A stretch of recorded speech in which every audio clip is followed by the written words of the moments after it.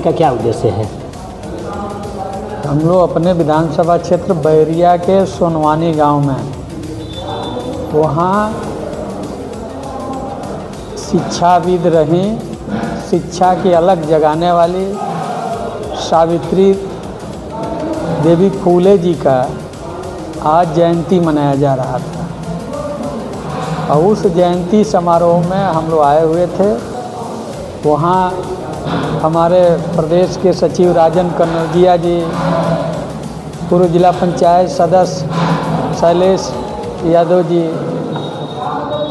वहाँ के पूर्व प्रधान सुरेश कन्नौजिया जी सहित नित्या सैनी महिला नेता हमारे पार्टी की, उन्होंने आयोजन किया था और उस कार्यक्रम में हम लोग गए हुए थे। काफ़ी लोगों ने उस देश की प्रथम महिला शिक्षिका के विषय में लोगों ने प्रकाश डाला और उनके चित्र पर पुष्पांजलि अर्पित करके उनको श्रद्धांजलि दिया गया। युवक गरीबों, पिछड़ों, शोषित, पीड़ित, खासकर महिलाओं के लिए एक वरदान साबित हुई थी, इसलिए कि जिस समय उन्होंने बाल विवाह का विरोध किया, सती प्रथा का भी उन्होंने विरोध किया, छुआछूत का विरोध किया और ये कि बालिकाएं जब तक शिक्षित नहीं होंगी तब तक बढ़ती हुई जनसंख्या पर नियंत्रण नहीं किया जा सकता। इसलिए चाहे किसी भी जात समाज की बहन बेटियां हों, उसको पहले शिक्षा से जोड़ा जाए और शिक्षित किया जाए और वही अलख जगाने के लिए उनके ऊपर बहुत अत्याचार, जुर्म ज़्यादती होता था और उस जुर्म ज़्यादती को सहने के बाद भी सावित्रीबाई फूले जी ने शिक्षा के बढ़ावा को रोकी नहीं। उन्होंने स्कूल तक खोलने का संकल्प लिया, स्कूल उन्होंने खोली और बेटे और बेटियों को शिक्षित करने का भरपूर प्रयास किया। आज उनके जयंती पर हम लोग गए थे। पुनः मैं आपके चैनल के माध्यम से उस महान महिला को श्रद्धासुमन अर्पित करता हूं। और रहा सवाल वर्तमान परिवेश का, तो वर्तमान में जो स्थितियां चल रही है शायद आप लोगों से छिपा नहीं है। किसानों को यूरिया नहीं मिल पा रही है, डाई की भी किल्लत रही। किसान डाई के लिए सोसाइटियों पर रात भर लाइन में लगे रहे। जहां मिला तो उसे 10 बोरी डाई की आवश्यकता है, उसे 2 बोरी दिया गया, 3 बोरी दिया गया। न मिलने की स्थिति में किसानों ने प्राइवेट दुकानों से डाई खरीदने का काम किया। अब यूरिया की आवश्यकता है और ये यूरिया नदारत है। एक बोरी के साथ एक और केमिकल दिया जा रहा है, एक दवाइयाँ दी जा रही है कि इसको जो लेगा हम उसको यूरिया उपलब्ध कराएंगे। यानी इस तरह से प्रतिबंध करके किसानों के साथ भी सरकार सौतेला व्यवहार कर रही है। पिछली सरकार और अभी जो वर्तमान सरकार चल रही है तो कितना लाभ मिला है किसानों को? क्या पिछली जो सरकार थी, सपा की सरकार थी और वर्तमान में अभी भाजपा है, तो कितना अंतर था? किसानों के लिए कितना सहूलियत मिलता था उस समय और वर्तमान समय में कितना मिल रहा है? देखिए, छात्रवृत्ति का सवाल ले लीजिए तो अखिलेश जी चाहे अगड़े समाज के लोग हों, पिछड़े समाज के लोग हों, दलित के हों, चाहे माइनॉरिटी के, उन्होंने सारे बच्चों को छात्रवृत्ति देने का इंतजाम भरपूर किया था। किसानों को खाद और बीज की माकूल व्यवस्था की जाती थी, इसलिए कि समय से पहले जब गोदामों में खाद उपलब्ध हो जाएगी तब किसानों को समय से खाद बीज मिल पाएगा। आज जिस तरह से कालाबाजारी हुई है उसी की देन है कि क्राइसिस इतना हुआ।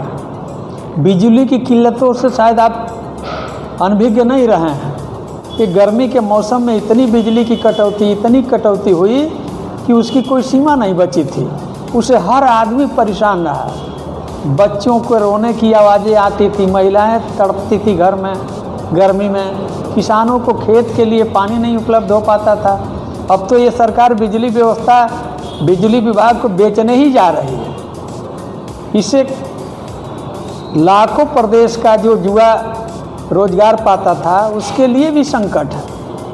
ये सरकार भले वादा करती हो कि हम रोजगार से जोड़ रहे हैं, अब जो आउटसोर्सिंग की व्यवस्था इन्होंने दी है, आउटसोर्स में क्या है, 10,000, 15,000, 20,000, 25,000 की नौकरी का इंतजाम है।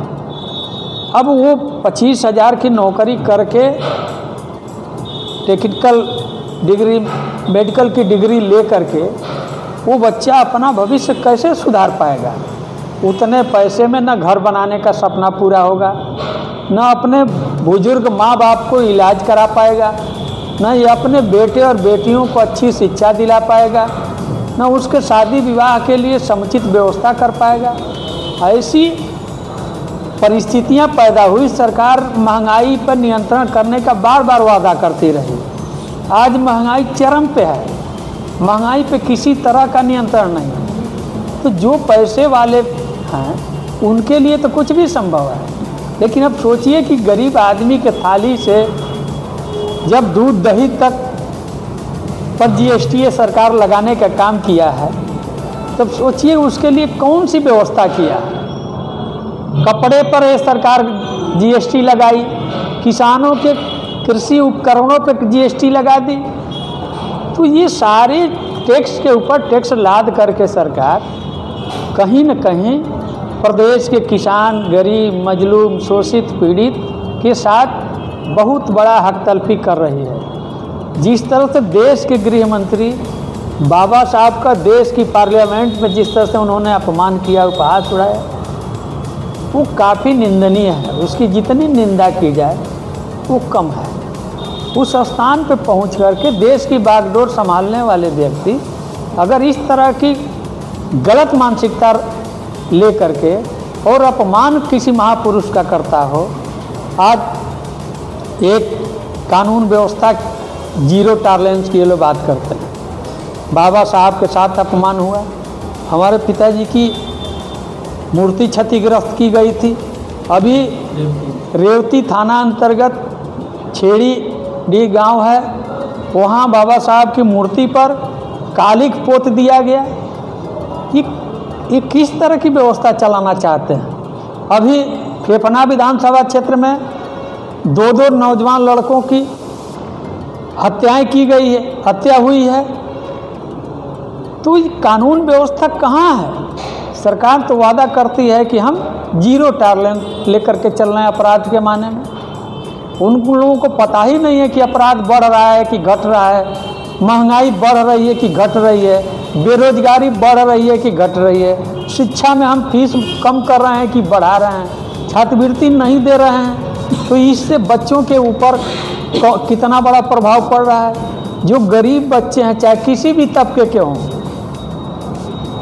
छात्र बेरोजगार होता है, अगर गरीब बच्चों को छात्रवृत्ति दे दिया जाता है तो उसके लिए एक सहारा हो जाता है। माननीय अखिलेश जी मुख्यमंत्री थे उत्तर प्रदेश के, उन्होंने छात्रवृत्ति के साथ पॉकेट मनी भी देने का काम करते थे। यानी किसी कक्षा की अगर 5,000 फीस है तो 5500 रुपया उसको देने का काम करते थे, 500 रुपया कपड़े जूते के लिए। तो ये एक व्यवस्था थी। आज क्या है कि आधे से कम बच्चों को छात्रवृत्ति का इंतजाम हो रहा है, वो भी एक मुश्त नहीं हो रहा है। जिसको 5,000 छात्रवृत्ति की आवश्यकता है उसको 1,500, 2,000, 2,500 दे करके संख्या पूरी कर रही है सरकार। तो इससे देश और प्रदेश का उत्थान नहीं होना है। जिसकी जो आवश्यकता है उसकी पूर्ति सरकार करने का संविधान में बाबा साहब ने अधिकार दिया है। शिक्षा का मौलिक अधिकार, पढ़े लिखे लोगों को रोजगार, नौकरी देने का अधिकार, स्वास्थ्य की व्यवस्था। आज किस तरह से स्वास्थ्य व्यवस्था चरमरा गई है कि अगर किसी गांव में किसी थाने अंतर्गत जनपद के कहीं विवाद हो जाता है, अगर उसे मेडिकल कराना है तो उसे आजमगढ़ तक जाना पड़ रहा है। यानी बलिया में मेडिकल की व्यवस्था नहीं है। अब उसके लिए या तो मऊ जाते हैं लोग, या तो गाजीपुर जाते हैं, या आजमगढ़ जाते हैं। आजमगढ़ सदर में नहीं हो पाता है तो अतरौलिया तक यहाँ के पीड़ित परिवार जाते हैं। तो एक तो उसका समय बर्बाद हो रहा है, आर्थिक रूप से उसको लाभ हो रहा है और उसे न्याय भी नहीं मिल रहा है। इसलिए कि एक घायल व्यक्ति जब 5 बार दौड़ दौड़ करके जाएगा तब जा कर के उसका मेडिकल होगा, ये स्थिति है। तो जो सरकार एक अब यहाँ जांच उपकरण के लिए कर्मचारी नहीं नियुक्त कर पा रही है, उससे क्या उम्मीद हम लोग करें। अगर यहाँ कर्मचारी की व्यवस्था हो जाती, जांच उपकरण का इंतजाम होता, सही रहता, तो यहाँ के लोगों को मऊ और जौनपुर आजमगढ़ नहीं जाना पड़ता, बल्कि उनको यहीं से मेडिकल हो जाता और यहीं से उनको न्याय मिलने की उम्मीद जग जाती। आप खुद मीडिया से जुड़े हुए हैं, पता कर लीजिएगा, महीनों महीनों दिन तक लग रहा है। हफ्ता दिन के बाद जा कर के लोग मेडिकल करा रहे हैं, 3 बार 4 बार दौड़ने के बाद रिपोर्ट आने में महीनों दिन लग रहा है। ये किस तरह की व्यवस्था है? आखिर में क्या मंशा गवर्नमेंट की है? इसमें सुधार करनी चाहिए। आने वाले 27 में इसका क्या असर पड़ेगा? देखिए, आने वाली सरकार भारतीय जनता पार्टी की हटाने के लिए तो बिजली ही काफ़ी है। जिस तरह से पूरे प्रदेश में बिजली विभाग को प्राइवेट हाथों में बेचने की तैयारी चल रही है, ये बहुत बड़ा फैक्टर है। इससे लाखों लोग बेरोजगार होंगे और बिजली उपभोक्ता जो है ये महंगाई की मार से करा उठेगा। यहाँ अभी गाँव में विद्युत जलाने के लिए 5-5.5 रुपया किलोवाट बिजली मिल रही है और नगरों में 8.5 मिल रही है। यही अगर प्राइवेट सेक्टर में सरकार दे देती है तो मान करके चलिए कि उनका रेट 15 रुपया प्रति किलोवाट से शुरू होगा और कहाँ तक जाएगा इसका कोई ठिकाना नहीं है। इसी तो महाराष्ट्र की जानकारी ले सकते हैं। जब वो सरकार के हाथ में बिजली व्यवस्था थी तो वहाँ लोगों को राहत थी, लेकिन जब वहाँ बिजली व्यवस्था प्राइवेट सेक्टर को दे दिया गया तो आज 15 रुपया ग्रामीण एरिया में है और 18.5 रुपया नगरीय एरिया में हो गया है। तो उसकी मार तो यहाँ भी पड़नी है। सरकार रोजगार नहीं व्यवस्था कर रही है, नौकरियों का इंतजाम नहीं कर रही है। आउटसोर्स की नौकरी व्यवस्था दे करके देश को कितना समृद्धशाली राष्ट्र बनाना चाहते हैं। जब लोगों के पास पैसा होगा तब लोग खरीदारी करने मार्केट में जाएंगे, और जब पैसा नहीं होगा तो खरीदारी कहाँ से करेगा? उसके पास पैसा नहीं होगा तो अपने बच्चों को अच्छी शिक्षा का इंतजाम कैसे कर पाएगा? अपने बेटे बेटियों का शादी विवाह का व्यवस्था कैसे कर पाएगा? तो इस पर सरकार को विचार करना चाहिए कि महंगाई पे नियंत्रण हो और जो आउटसोर्सिंग का सिस्टम सरकार लागू की हुई है, हर विभागों को बेचते जा रही है, इससे राष्ट्र मजबूत नहीं होगा बल्कि राष्ट्र कमज़ोर होगा। अभी संभल में तमाम मंदिर मिलने का बीजेपी सरकार दावा कर रही है, खोज भी कर रही है, तो इस पर आप क्या कहेंगे? देखिए बताएं, कोई भी धरती आज की नहीं है, असंख्य वर्षों से ये सिस्टम चलता आ रहा है। आप जहाँ भी देखेंगे कहीं ना कहीं कुछ मिलता जाएगा। प्रकृति जब परिवर्तित करती है, नदी गांव बसा हुआ है, नदी का कटान आया, गांव धंस गया, तो अगर उसके नीचे अगर अवशेष बचता है, उसकी खुदाई होती है तो कुछ मिल जाएगा ना। उसी तरह से जब वो गांव प्रलय हुआ होगा किसी ज़माने में, कोयला कहाँ से मिलता है? तमाम पेड़ पौधे ज़मीन के नीचे गए, आज खोदा जा रहा है तो कोयले के रूप में निकल रहा है। तो उसी तरह से वो गांव कभी खंडहर बना होगा, फिर उसके ऊपर दूसरी आबादी बसी होगी। अब आज उसकी खोज कोई कर रहा है। गांव में देखेंगे तो अधिकतर घरों में ताला बंद है, लोग घर द्वार छोड़ करके बाहर कमाने चले गए, वहीं के बस करके रह गए। तो उसमें भाई सरकार का काम है खुदाई करना। जो अवशेष मिल रहा है वो तो भाई इतिहास की चीज़ है। बहुत जगह हड़प्पा की खुदाई नहीं हुई थी, मोहनजोदड़ो की खुदाई हुई थी, तो इसमें कोई ना कोई तो अवशेष मिला था ना। तो उसी तरह से वहाँ भी खुदाई हो रही है। वहाँ भी जो पुराने ज़माने में रहे होंगे मंदिर, घर रहे होंगे, हवेलियाँ रही होंगी, जो भी कुछ होंगे। सपा सरकार और बीजेपी सरकार, जो अभी बीजेपी चल रही है, पिछली आपकी सपा सरकार एक दशक पहले थी, तो कितना विकास हुआ है? दोनों में कितना विकास में अंतर है? देखिए, सपा सरकार का विजन अग्रेसिव था। वो नौजवानों को उचित शिक्षा का इंतज़ाम करते थे, उसको शिक्षा के लिए छात्रवृत्ति का इंतज़ाम करते थे, और पढ़े लिखे नौजवानों को सरकारी नौकरी देते थे, आउटसोर्सिंग की नहीं। ये सरकार आउटसोर्सिंग की नौकरी दे रही है। उन्होंने एक्सप्रेसवे देने का काम किया प्रदेश में, माननीय अखिलेश यादव जी ने। वो चाहे आगरा एक्सप्रेस हो या पूर्वांचल एक्सप्रेसवे भी उन्हीं की देन थी। उन्होंने मेट्रो देने का काम किया उत्तर प्रदेश के कई शहरों में। उन्होंने एक्याना स्टेडियम दिया। उन्होंने लखनऊ में आईटी हब उन्होंने दिया, जहां लड़के पढ़ करके अच्छे से अच्छे रोजगार पा सकते थे। उन्होंने किसानों के पैदावार का उचित मूल्य दिया। अगर किसानों की ज़मीन उन्होंने एक्वायर किया किसी कल कारखाना, एक्सप्रेसवे या किसी ऑफिस दफ्तर के लिए, तो उसका उचित मुआवजा भी उन्होंने, जो वर्तमान लागत थी उसका 4 गुना अधिक उन्होंने मुआवजा देने का काम किया। और आज की सरकार जो अभी ग्रीनफील्ड एक्सप्रेसवे निकल रहा है, जितना वर्तमान रेट है उसका आधा भी सरकारें नहीं दे पा रही है। तो कहीं न कहीं आधे से कम पैसा दे करके किसानों की ज़मीन जो सरकार लूट रही है इस महंगाई के ज़माने में, तो उनको उस पर पुनः विचार करना चाहिए। उस पर उसको सही मुआवजा मिलना चाहिए, इसलिए कि किसानों की ज़मीन आप पौने पौने दाम पर ले करके किसान को क्या मैसेज देना चाहते हैं?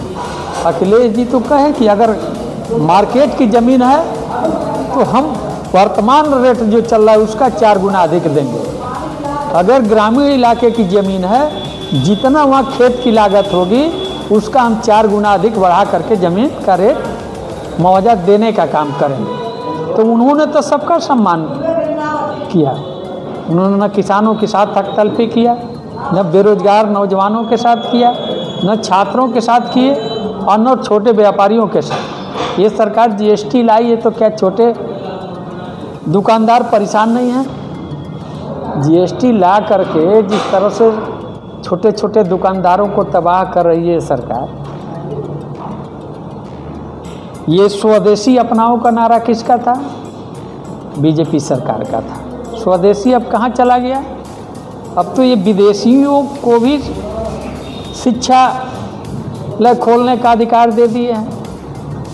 पहले इतना तो था कि उत्तर प्रदेश का अगर ट्रस्ट है, सोसाइटी है, तो उत्तर प्रदेश में संस्था खोल सकता है। अब तो उसको इन्होंने हटा दिया है, और हटा करके ये अधिकार दे दिया है कि अगर वो कहीं का होगा तो आपके उत्तर प्रदेश में आकर के स्कूल कॉलेज खोल सकता है।